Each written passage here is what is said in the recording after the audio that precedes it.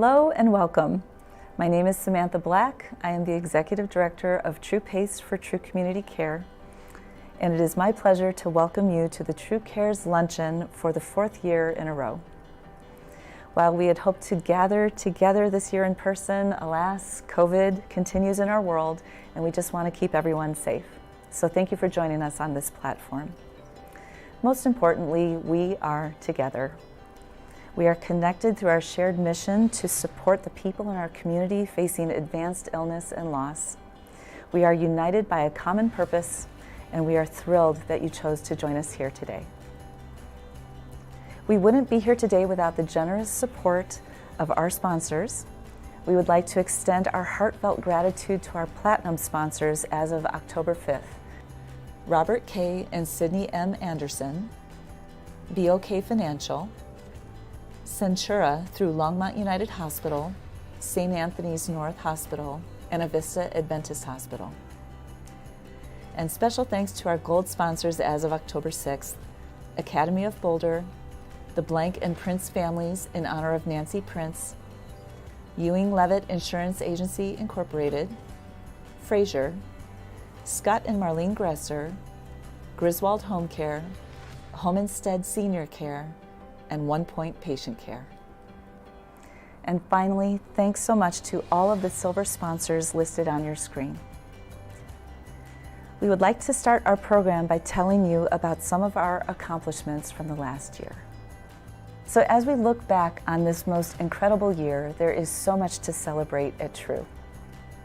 First and foremost, we provided uninterrupted care for our patients, participants, clients, and families during an ongoing pandemic. As you can imagine, this is no small task. We continue to secure and provide PPE for all of our staff. We followed all safety protocols to protect everyone we interact with. And we strengthened our telecare program to provide better just-in-time care, especially when in-person care was not an option. Like everyone in the healthcare industry and in so many other industries, we faced and continue to face a severe labor shortage. We have taken several steps to address this concern in 2021. We instituted a cross-departmental team that meets twice weekly to brainstorm out-of-the-box ideas to combat the shortage.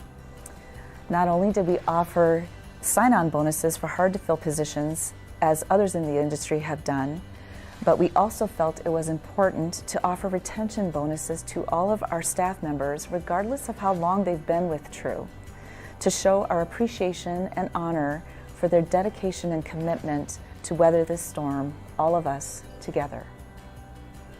We routinely survey the market to make sure our wages and benefits remain competitive. We work with a national nurse recruiting firm to identify qualified candidates both nationally and locally. We've hired travelers to fill key open positions on a temporary basis throughout the agency. We're investing and growing our own staff by offering CNA to RN and LPN to RN scholarships and creating a new graduate nursing residency program. And this is by no means a complete list of all we are doing behind the scenes to address the shortage, keep up with our growth, take care of our employees, and ensure continued high-quality care of our patients and families. Despite the challenges we faced, we managed to grow all of our programs and serve more people in our community than ever before in the history of TRU. To support this wonderful growth, we continued to expand our telecare programs. We grew our remote patient monitoring program serving hospice and palliative care patients, reducing hospital readmissions, improving patient and family satisfaction, and providing just-in-time care for those who needed us.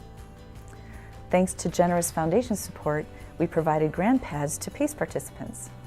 GrandPads uses technology designed specifically with seniors in mind. PACE tested the use of the GrandPad technology to impact mental health outcomes and healthcare utilization costs fostered by isolation during the COVID-19 pandemic for our participants. We hired a chief medical officer and grew our provider team. TRU reached a point this year where we grew large enough to warrant having our very own chief medical officer. and we were fortunate to recruit Dr. David Wenzel for the role. I'm excited for you to hear directly from Dr. Wenzel later today. With Dr. Wenzel's help and with TRU's reputation, we have grown to a wonderful and well-rounded team of 3 physicians, 6 nurse practitioners, and counting across the agency. We expanded our hospice and palliative care reach by expanding services into Denver and establishing a satellite office in the Rhino area. We formed the Landmark Advisory Council to explore the highest and best use of Landmark Memory Care Campus with the ultimate goal of providing recommendations for additional buildings and potential new programs and services to be offered on the campus for people living with dementia and other related diagnoses. And finally, we played an important role in helping our community process the shock and grief in response to the tragic events in Boulder on March 22nd. We offered multiple support groups and grief processing sessions led by trained facilitators. We extended free individual counseling to interested employees, and we hosted a community candlelight ceremony for people to gather in person to hold space together for our broader community. And so, there is so very much that we are proud to share and celebrate with you for 2021. Speaking of Landmark, today we're going to highlight a beloved Landmark resident who I had the honor of getting to know through her time in the PACE program. Mary Rippey, or Bobby as we knew her, was a force of life and a force of love. We met her in the later chapter of her life when her illness was slowly affecting her memory and her mobility. Bobby was a daily presence at PACE.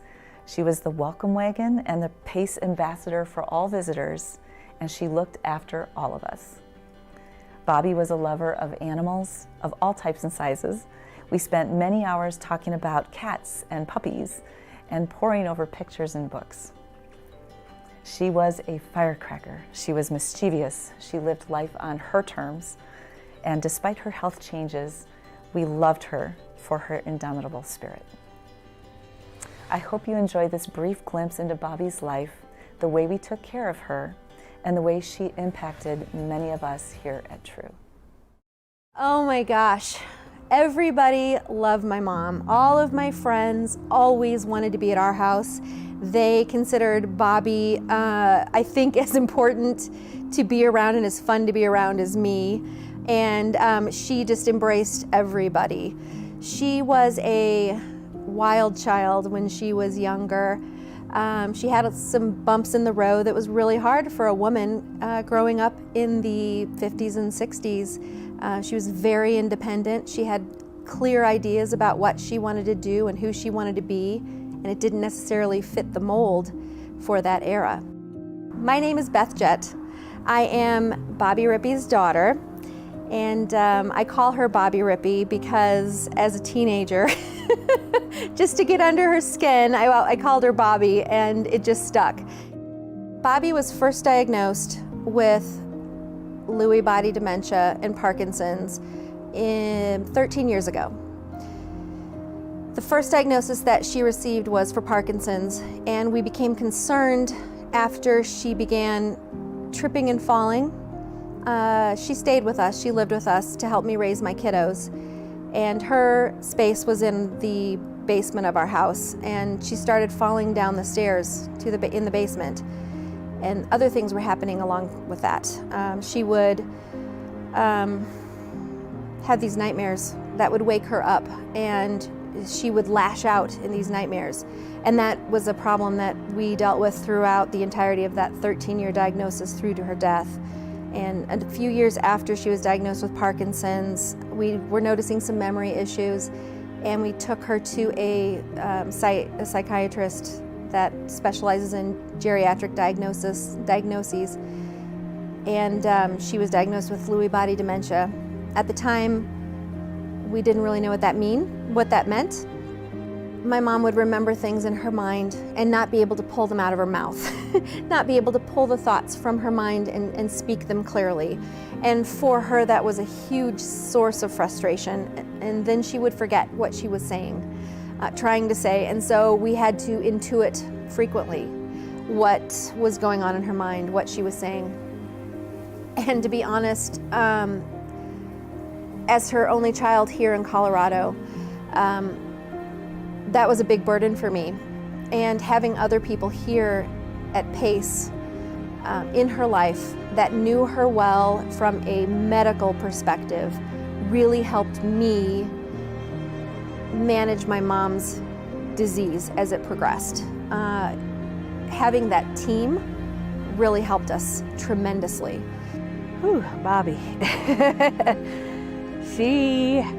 She's one of a kind. She was a spunky lady. We hit it off immediately. You just kind of have that rapport and just kind of feeling that you'd be friends on the outside of this environment. Just seeing her smile, getting a hug from Bobby. She was feisty. I mean, if she didn't want to do something, she'd dig her heels in, and that was it. Like, you couldn't get her to change her mind. So staff would often call me to come out to kind of assist with Bobby. I'd sit down and kind of have some banter back and forth. She'd give it to me, I'd give it back to her. She's truly one of a kind, and I was so grateful to be able to have any part of her care here at Landmark. So Bobby would tell us stories. She loved animals. She loved like safaris. She had a stuffed possum that she would carry around with her. Beth had decorated her room amazingly, had safari animals, elephants, and different animals on her walls. I mean, it looked like you were going into a safari when you walked into Bobby's room. It was awesome. Her love of animals was really what shone through. Her relationship with her daughter Beth was amazing. Her grandkids, her son-in-law, I mean, she lit up whenever she would see any of her family. And then as well as she was able to hold my son when he was a newborn. I brought him in just for a visit. This was pre-COVID, and brought him in, and Bobby's face just lit up when she saw my baby. So I set her down in the recliner, and she was able to hold my son. She was the only resident here that I allowed to do that. And I have pictures that, just mean the world to me, seeing her with him. And any kids that would come in, like any preschoolers that would come in, her face would light up with that as well. Any animals that would come, therapy dogs, I would bring my dog Phoenix before COVID. And she loved Phoenix. Phoenix loved her, I think, not only because of Bobby, but because of the food she would give him. So she would share with that as well. But Bobby was just an amazing lady. We were thankful to have her. The Lewy body dementia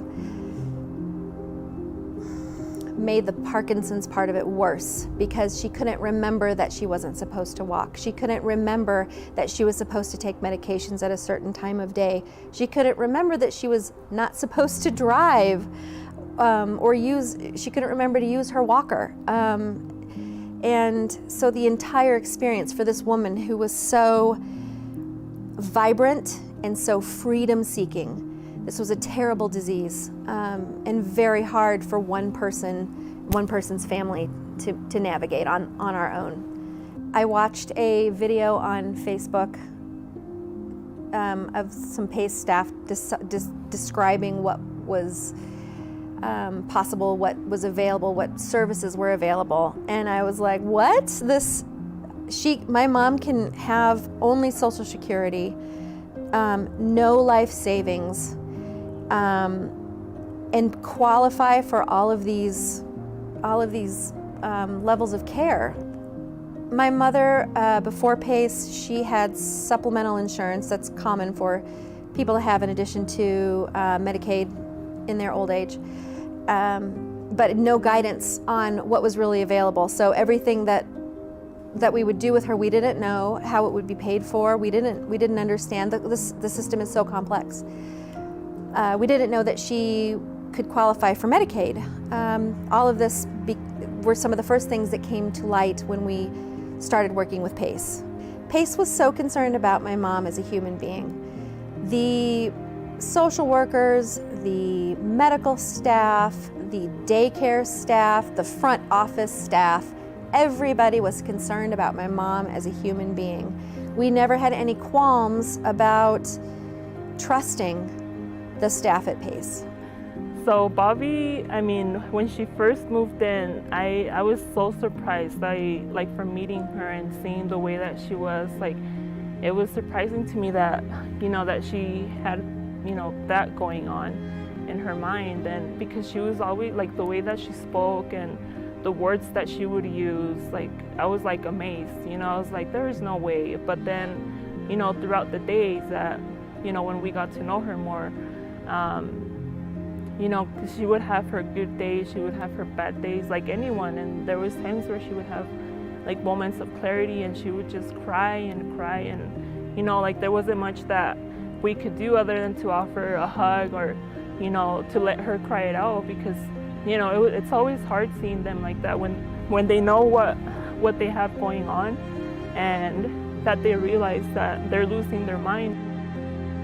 And during COVID, the ways that we connected with my mom were, of course, through Zoom calls, regular weekly Zoom calls.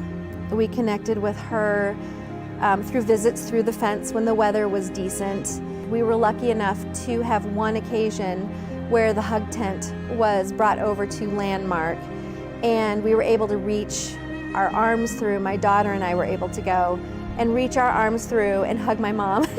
I'm gonna cry. She was so happy just to touch us, and I will never forget what it felt like to touch my mom after a year. That was so important for us to be able to do that with her. When PACE contracted with Landmark, it was a blessing because we loved Landmark. We loved that it was started by a small family with personal interest in creating a space that was like a home for people with memory issues. When we transitioned my mom to hospice, it was emotionally a hard decision. I had to sit with it for a couple of weeks because it just meant that more of my mom's life was peeling away from her. We brought together like 6 different people. We brought together people from hospice, from her medical care team, from the occupational therapy team, from the PACE administration, and the administration at Landmark to discuss my mom through a Zoom call. I was on it, my brother was on it, my husband was on it. Where else do you find an organization willing to bring that many diverse people in to talk about one little 100-pound lady's healthcare decisions?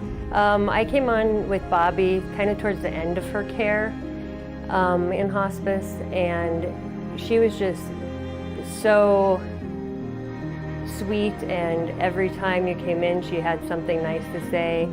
She was always a lot of energy. She would just, you know, bubble of energy. She would get up and walk on her own, and, you know, she would just light up the room. And so my mom was on hospice in Landmark for a number of months before she had a fall that resulted in a complex brain bleed. So she fell, she hit her head. The doctor at the ER told me she had a brain bleed, that it was unlikely to stop, and that this was probably not going to be something that would resolve for my mom. We brought my mom home to Landmark. It was very clear she was sleeping the entire time. It was very clear that what was happening was not normal for Bobby. I still held out hope, but you know, she's slowly starting to deteriorate, and I'm coming to the realization that my mom is not going to recover. And as I'm having that realization, I know that I need to bring my mom to my house. It's time for her to come home. It's time for her to be with us, to let us take care of her and do the most that we can for her. as she's dying, this is what she wanted. There was a change in her that I can't describe when we brought her home. She just relaxed. It took her a while for her body to go through the process of passing away. Her last 2 days, she was breathing, and that was pretty much all that she was doing. We also had home health care with us at night so that we could rest and have some breaks from my mom, and they were all people who had been with Bobby before while she was at Landmark. And that helped the transition be easier too, because they knew her. They cared about her. It was actually the middle of the night when she passed. We were in our bedroom. I got a call from the home health care person who was with Bobby, who knew my mom very well. And he called and said, Bobby's breathing is becoming more erratic. I think this is it. I think you should come out of your bedroom and see her. But it just, her breathing slowed and slowed and slowed, and it was over. It's been an amazing journey. Being with one organization for so many years of my mother's life. At my mom's memorial service that we had yesterday, Samantha came, Kelly came, and it was so nice having people outside of my immediate family that understood how hard it was for my mom and for us and for them. Honestly, the last few years of her life, the TRU organization has been like family for us. It's that level of support that we receive from them, and I will never forget it. Hello there, I'm Dr. David Winsel, the Chief Medical Officer for TRU Community Care. I have been the Chief Medical Officer at TRU for going on 10 months now. TRU Community Care has a real continuum of care for especially frail elders, and I think Bobby's a great example of that.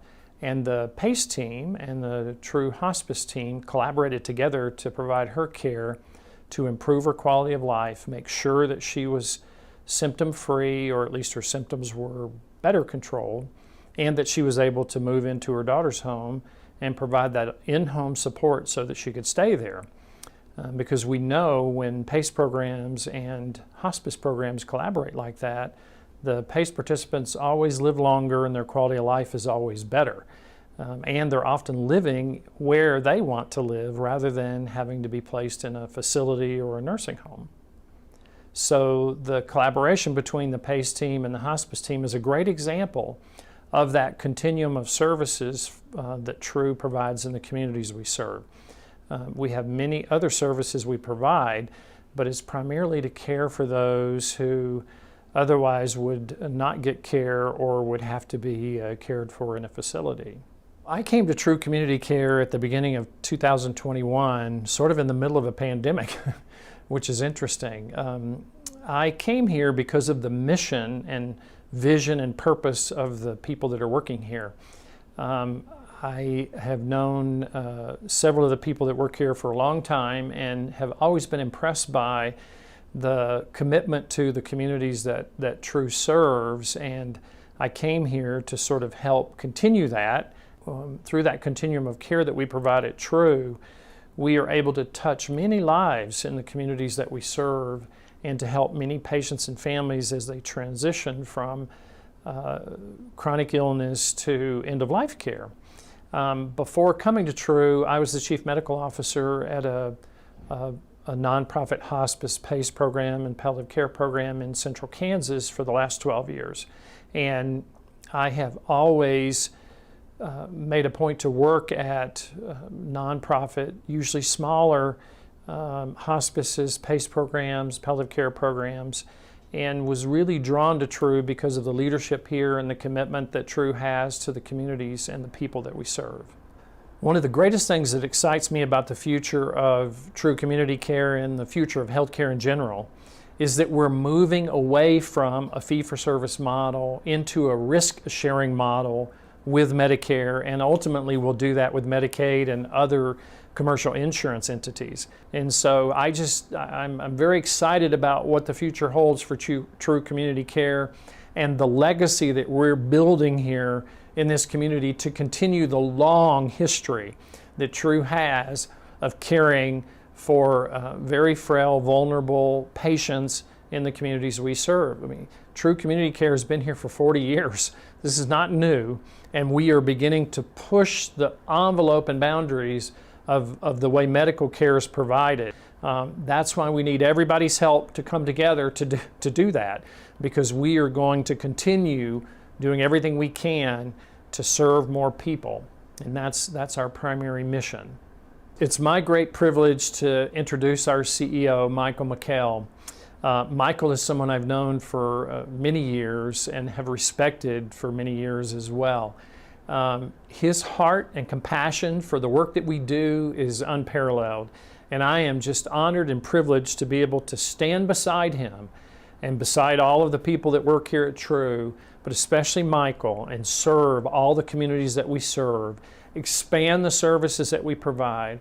And I'm so excited about Michael's vision and the direction that he's taking TRU Community Care, and he's asking us to come along.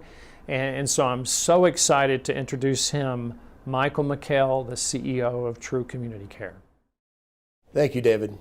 We're so fortunate to have you on our leadership team. Your wisdom, enthusiasm, passion, and experience have already made a tremendous impact on our organization. You heard earlier from Sam Black about all that we've accomplished in the past year. And before I talk about our vision for the future, I wanted to first add my sincere appreciation to everyone who's helped us to be the organization that we are today. TRU was founded as a learning and teaching organization, and we have an opportunity and an obligation to our community to build on this legacy. Our inpatient hospice care center is the perfect setting for a learning and teaching site, an opportunity to focus on evidence-based medicine to improve outcomes and interventional research in the care of our patients and families. The care center in many ways will become our classroom as we research interventions for the best outcomes and teach new staff about the specialties of hospice, palliative care, and PACE. Faced with an increasing nursing shortage, we're focused on growing our own. In addition to creating CNA to RN and LPN to RN scholarships, we've recently established a new graduate nursing residency program in advanced illness management. The residency program is in partnership with the University of Iowa and will offer education and hands-on experience at the care center. We're thrilled to be in a unique position to offer this type of program in our community. Another area of focus in our future is the enhancement of care for those in our community impacted by a dementia diagnosis. Our acquisition last year of Landmark Memory Care provides us with a unique opportunity to reimagine how specialized care can be developed to enable individuals to remain safely in the community while living with a dementia diagnosis.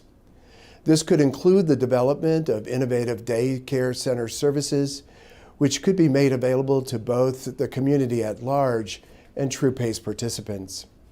We could potentially expand memory care housing to support those who are no longer able to safely remain in the community and need this higher level of care. Our challenge is not to replicate what is currently available, but to create something that is new and different in caring for this population. We formed the Landmark Advisory Committee, made up of members of the TRU Board of Directors, some of TRU's staff, and other members of the community, so that we could research the highest and best use of the Landmark Memory Care campus and to make recommendations for additional buildings and potential new programs and services to be offered on this campus. These recommendations will impact members of the broader community as well as PACE participants living with a dementia or other related diagnoses.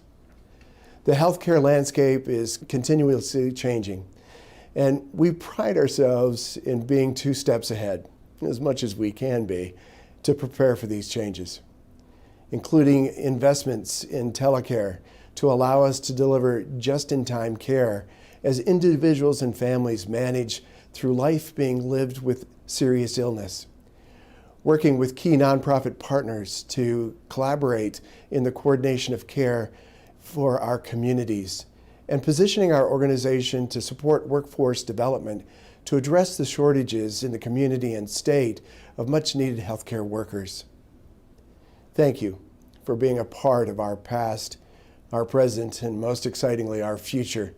It takes all of us to navigate the challenges and opportunities before us. Our community is counting on us to be here when they need us most.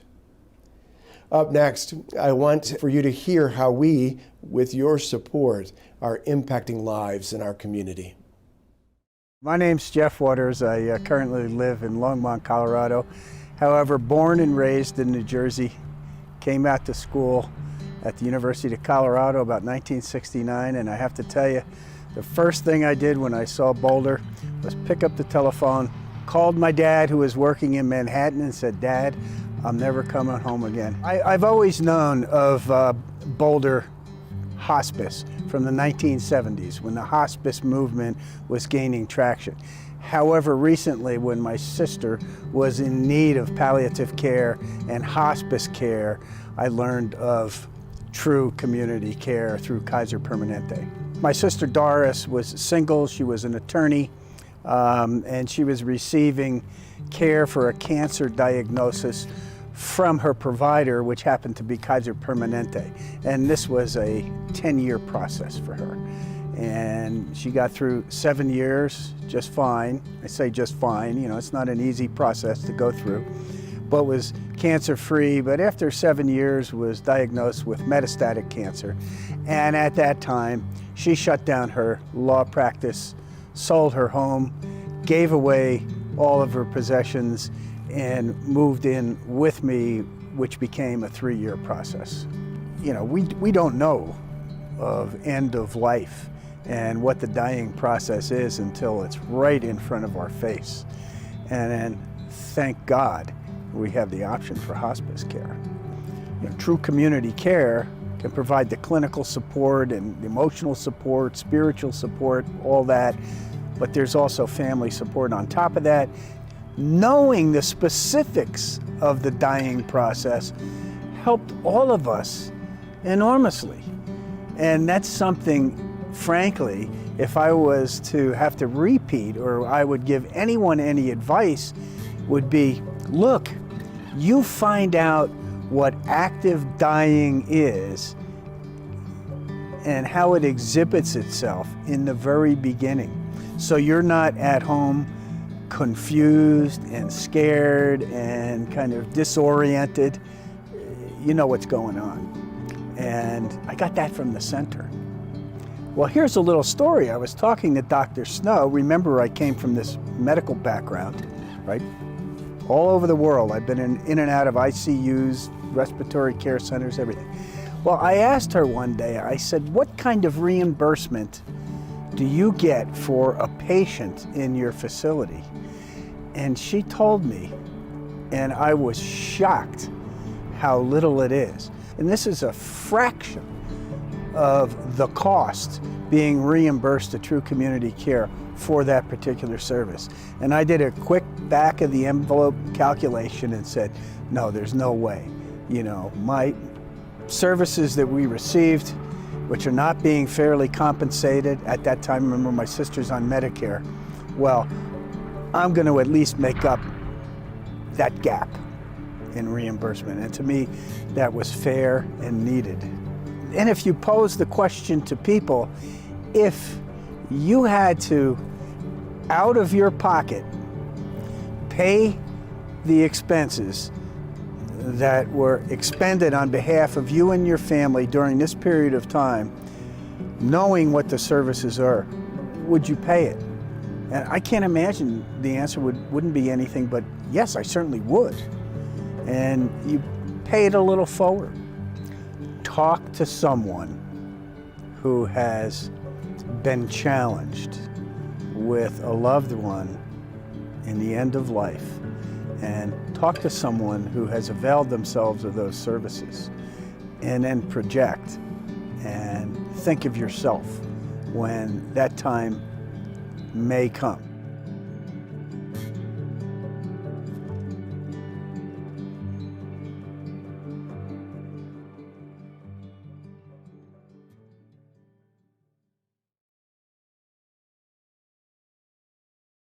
Jeff, for sharing with us about your sister's journey, and thank you for being a generous financial supporter of TRU.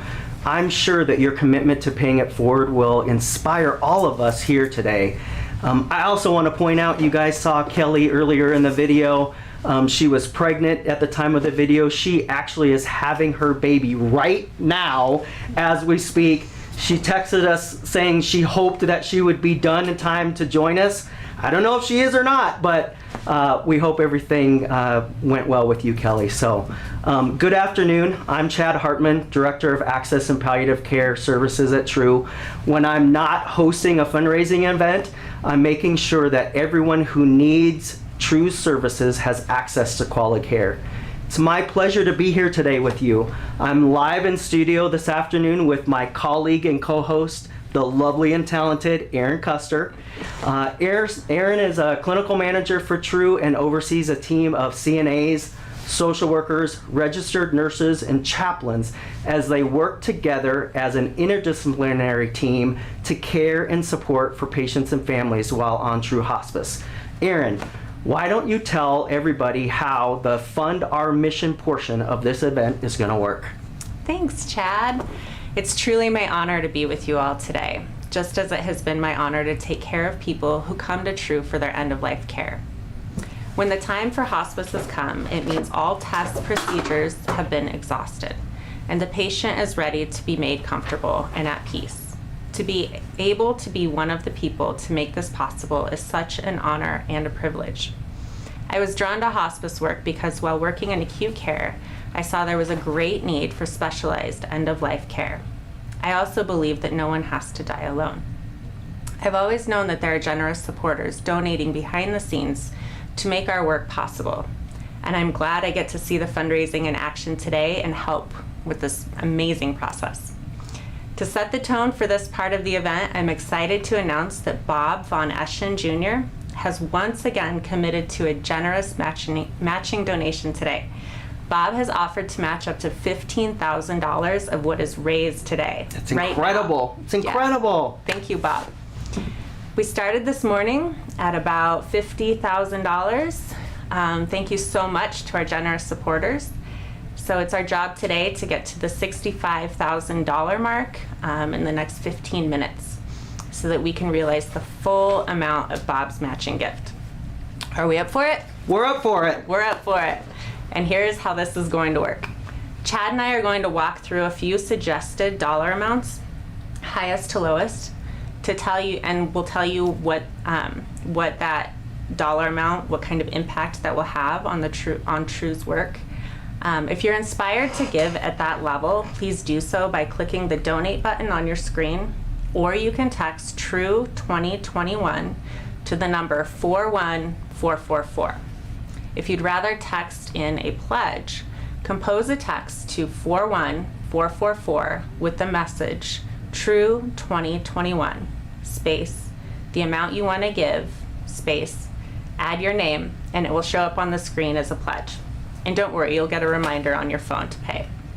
Any amount helps. There's no gift too big or too small. And we will save time at the end for other amounts. All right, I think we're ready, Chad. All right, so here's the time that we ask for. Money, money, money, money. Money. Money. All right, we are going to start with the $2,500 or more level. Remember, if you want to give at a lower level than $2,500, please just hold off until you hear us call out that number. So you might be asking yourself, what can TRU do with $2,500? Well, I'm going to tell you. $2,500 can provide 25 family counseling sessions with our experienced grief counselors after the loss of a loved one. It can also allow PACE to provide a power mobility device for one PACE participant who relies on this equipment for things like going to appointments, grocery shopping, and accessing their home so that they don't get fatigued. Would anybody like to support with a gift of $2,500 today? $2,500 can also pay for a new registered nurse to become nationally board certified in one of the recognized hospice and home care clinical specialties. Nurses who are board certified have improved patient outcomes, proven to be happier in their profession, and have lower turnover. Anybody for $2,500? All right. We knew that that might be a little bit of a stretch. We had to ask. So, but I think I have a hunch that many of you will be able to jump in at the next lower levels. Erin, back to you. Thanks, Chad. All right, now we'll move to the $1,000 level. $1,000 could provide 1 day of care at our inpatient care center for someone without insurance. Our hospice care center is the only inpatient unit of its kind in the area and provides the highest level of around-the-clock care for hospice patients needing more intensive care. I've seen firsthand the relief that this level of care gives both the patients and the family. You also heard from Jeff what the care center did for his sister and their family. And when the patient doesn't have family, our care center staff fills that role for them. Who would like to donate today at the $1,000 level? Oh my gosh, we have Michael, we have Stephanie, we have Alan already at the $1,000. Thank you so much. Yes, thank you. $1,000 could provide Healing with Horses scholarships for 10 grieving children to participate in an 8-week group. This gives children a space to grieve with others and partners children with horses who are powerful instruments of connection. Who else would like to give the $1,000 to support our mission? Come on, $1,000. $1,000 could provide clinical educational materials that are critical to safe and effective care. With COVID-19 still lingering, as well as the supply chain issues, PPE continues to be a concern. $1,000 could cover the PPE costs for staff to provide 184 individual patient visits. All right, $1,000 going once, going twice. Thank you to everybody who donated at this level. Absolutely. Thank you for the $1,000 level. All right, now we're going to move to the $500 level. A gift of $500 is the approximate cost of one telecare tablet, which allows for video communication. I, along with the team, as you know, Erin, have personally helped to build our telecare program. And I get to hear weekly how much having these additional access for just-in-time care means to patients and families. Our telecare technology helps us monitor a patient's disease progression and allow us to be proactive instead of reactive in their care. We have hundreds of patients we'd like to provide this for in the coming months and years, and as we work to expand TRU Telecare program throughout our organization. So who wants to do $500? We want to expand our telecare program. Yes. Andy, thank you so much for donating at the $500 amount. All right, we also rely so heavily on our volunteers who carry out our mission, and we are so blessed, and I actually am always so amazed that we have over 300, yes, 300 dedicated volunteers on our team. They do such things as massage therapy, pet therapy. We have an 11th hour program that if a patient doesn't have any family members or friends around and they don't want to die alone, we have volunteers that actually will sit with them as they take their last breath. So as we continue to grow and expand our services, we need to keep our recruiting and adding new volunteers. $500 can cover the cost of onboarding 10 new volunteers.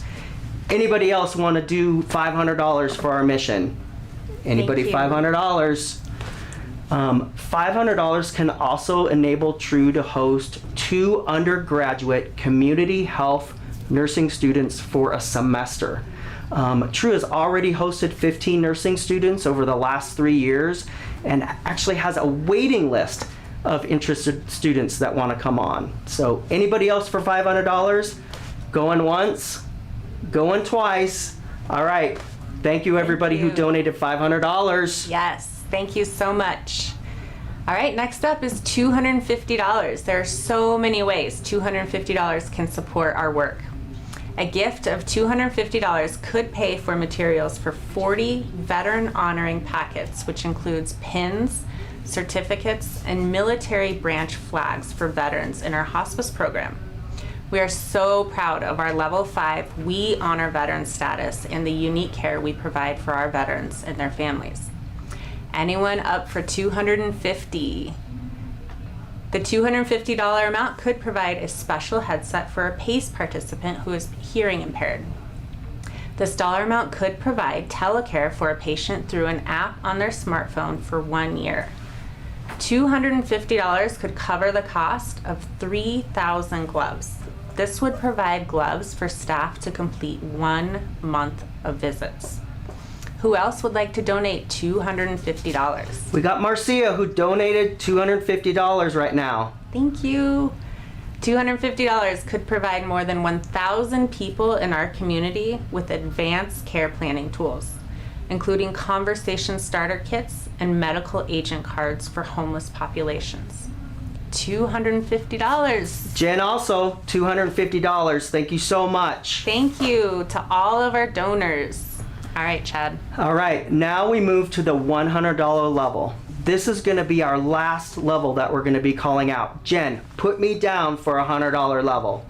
$100 can provide a hotel room for 1 night for a hospice patient who is experiencing homelessness but needing support and a peaceful place to receive end-of-life care. Aaron, I don't know if you remember this case, but it resonates with me and I think about it all the time. We had a patient that her and her husband and her son were evicted from their home due to mold. They actually were living out in their car for months until she was hospitalized. Though her last dying wish was not to die in a facility. She was young, she didn't want to die in a facility, so we offered to put them up in a hotel. The family was so appreciative of this. And the palliative care team at the hospital just couldn't believe the stuff that we were doing for this family. Yeah. It was great. So if you can contribute $100 so that we can keep providing this great care to the community, we would appreciate it. Anybody up for $100? Yes, Deborah, Mark, Alan, Audra. Thank you so great. Much. So great. Awesome. $100 can provide medical supplies for 1 hospice patient for 2 months. It can provide aromatherapy supplies for 1 month at our inpatient unit, which I know our patients and family at our IPU just appreciate so much. Anybody else for $100? They're still rolling in. Yeah, they're rolling in. It's great. Oh my gosh, Constance gave $2,500. Constance, $2,500. Holy cow, Constance. Thank you so much. Awesome. $100 can provide rec center passes for up to 4 months for 1 PACE participant who is able to access community rec center. We receive multiple requests like this from Boulder County participants who tend to be very active and like to exercise, especially in the winter months. Yes. It's coming. It's coming. It's they need chilly. to exercise. We need $100. Anybody else $100? Going once. Going twice. All right. Thank you, everybody. Yes. All right. Next up is any level. Lastly, we want to allow a few minutes for anyone else to give any amount. If you were moved by what you've heard today, please consider making a gift now. Every dollar counts. I am personally blown away by all of the support that we've seen here coming through here today. I'm going to take your generosity with me into the field and share with all of my colleagues how fortunate we are to have you standing by us. Thank you. Thank you, Aaron, for being with me today. And holy cow, drum roll, drum roll, $67,000 we're at. Oh my gosh. Thank you again, Bob, for donating and doubling our impact at the $15,000 mark. So appreciated. Please accept our heartfelt thanks to each and every one of you who supported our mission today. We're going to need you in the months and years ahead. We're all in this together. Thank you to everyone who's contributed today. As you heard throughout the program, you play a big role in caring for our community. Thanks to your support, we'll care for nearly 1,000 people a day through all of our programs and services. We truly couldn't do this without you. As is our tradition, we'll close with a memorial slideshow featuring your loved ones who you have so generously shared with us.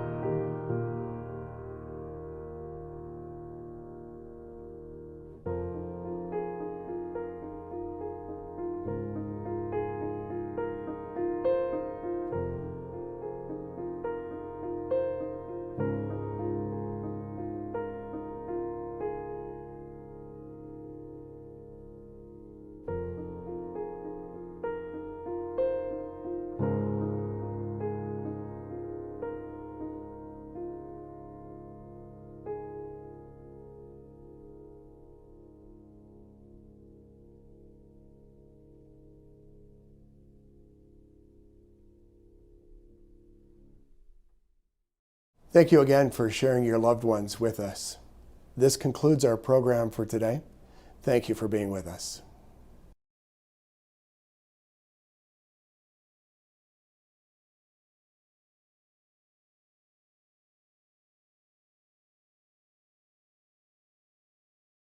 Thank you to everyone.